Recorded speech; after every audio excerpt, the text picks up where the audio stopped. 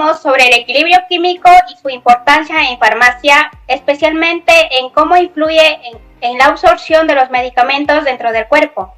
En este episodio analizaremos el papel del pH y el pK en el comportamiento de los fármacos en el organismo. Mi nombre es Reodia Yurista y me acompañan Rojas Escalón Joana, Romero Vázquez Jocelyn, Ruiz Polo Estefane y Ruiz Ventura Fátima. Para entenderlo mejor, analizaremos el caso del ácido acetilsalicílico, conocido como aspirina. La aspirina es un ácido débil con pK aproximado de 3,5. Esto significa que su equilibrio ácido-base está muy influenciado por el pH del medio en el que se encuentra. El pK nos indica el punto en el que el fármaco se encuentra en 50% ionizado y 50% no ionizado, lo cual es clave para predecir su comportamiento en el organismo. Entonces, ¿cómo influye el pH en su comportamiento dentro del cuerpo? Influye directamente en la forma química en la que se encuentra el fármaco, es decir, si está en forma ionizada o no ionizada, lo cual determina su capacidad de atravesar membranas biológicas. Este comportamiento se explica mediante el equilibrio ácido-base, que se representa mediante la disociación de un ácido débil en un protón y su base conjugada. El pH del medio y el pK del fármaco determinan hacia qué lado se desplaza ese equilibrio. Por ejemplo, en el estómago, donde el pH es aproximadamente 2, que es menor que el pK de la aspirina, el equilibrio se desplaza hacia la formación no ionizada. Esta forma es más liposoluble, por lo tanto puede atravesar más fácilmente las membranas celulares del epitelio gástrico.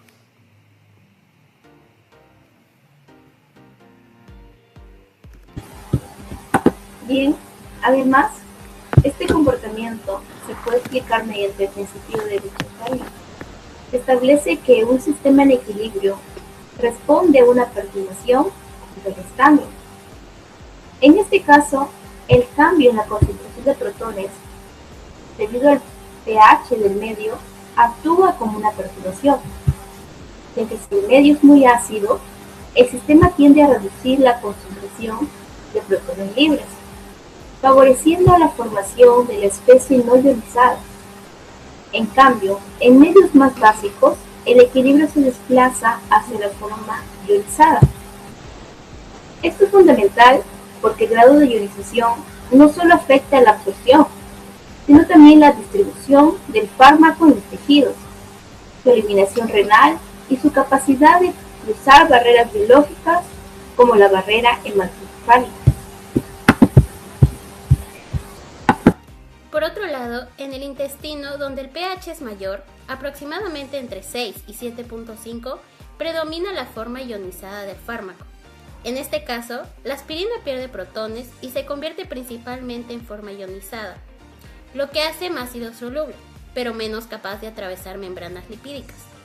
En la sangre, con un pH de 7.4, prácticamente todo el fármaco ácido débil se encuentra en forma ionizada. Esto tiene una implicancia importante. La forma ionizada no puede difundirse fácilmente a través de la bicapa lipídica, por lo que su paso a tejidos específicos se ve limitado. Para analizar cuantitativamente este comportamiento, utilizamos la ecuación de Henderson y Hasselbalch, que relaciona el pH del medio con el pK del fármaco para determinar la proporción entre sus formas ionizadas y no ionizadas. Para sustituir los valores para un pH 2, que es del estómago, observamos que predomina aproximadamente un 97% de la forma no ionizada. Esto confirma que el estómago es el sitio ideal para la absorción, ya que la molécula se encuentra disfrazada del lípido. En contraste, a un pH fisiológico de 7.4, la relación se invierte drásticamente. El 99.99% de la aspirina se ioniza, lo que genera el fenómeno de atrapamiento iónico, impidiendo que el fármaco cruce de regreso a las membranas. Por otro lado, la ecuación de Van Hout nos permite ver el efecto térmico.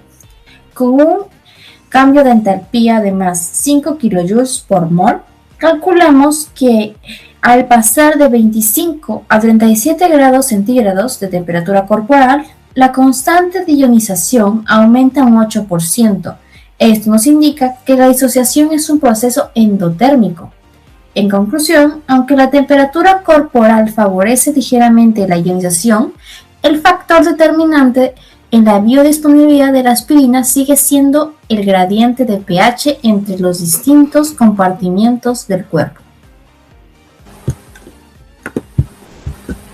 Sí, además, podemos analizar este proceso desde la energía libre de Gibbs. Sabemos que la espontaneidad es un proceso químico que está determinado por la ecuación de la variación de la energía de Gibbs es igual a la variación de la entropía menos la temperatura por la variación de la entropía. Cuando la variación de la energía de Gibbs es negativa, el proceso es espontáneo, lo que significa que el sistema evoluciona naturalmente hacia ese estado de equilibrio. En el caso de la ionización de la aspirina, el equilibrio se establece de manera espontánea en función del pH y la temperatura del medio, lo que explica por qué el fármaco cambia de forma según el compartimento del cuerpo en el que se encuentra. Esto es muy fundamental, porque permite predecir el comportamiento del medicamento antes de su administración. Entonces, ¿qué significa esto en términos farmacéuticos? Significa que la aspirina se absorbe mejor en el estómago porque allí predomina su forma no ionizada, la cual es liposoluble y puede atravesar fácilmente las membranas biológicas por difusión pasiva. Esto se relaciona directamente con su biodisponibilidad, es decir, la fracción del fármaco que llega a la circulación sistémica sin cambios. Sin embargo, en la sangre al estar ionizada, limita su paso a ciertos tejidos y prolonga su permanencia en el compartimiento plasmático.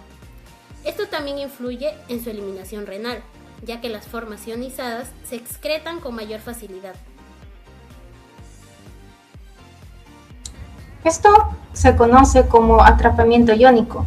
Ocurre cuando un fármaco se encuentra en un compartimento donde el pH favorece su ionización, impidiendo que vuelva a atravesar la membrana celular. Esto explica por qué algunos medicamentos pueden concentrarse en ciertos órganos o fluidos del cuerpo, afectando su duración de acción y eficacia terapéutica.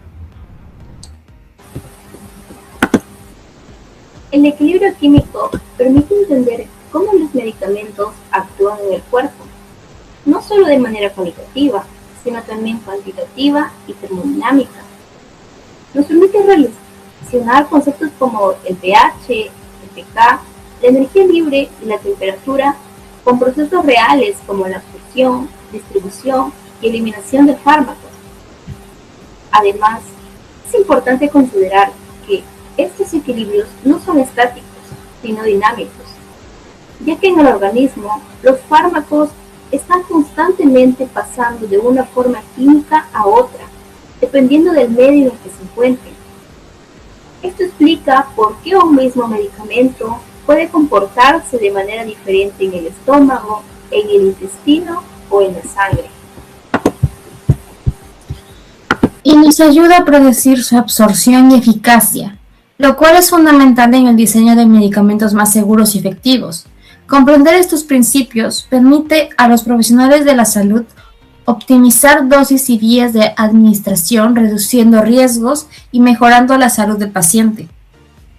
También es importante destacar que estos conceptos no solo aplican a la aspirina, sino a muchos otros fármacos de uso común, como los antibióticos o analgésicos, cuyo comportamiento depende directamente de su grado de ionización.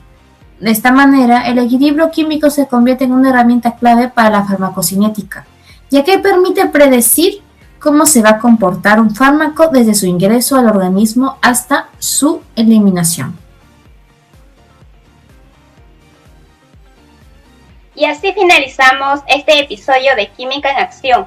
El equilibrio químico nos ayuda a entender el comportamiento de los fármacos en el organismo y su importancia en farmacia. Gracias por su atención.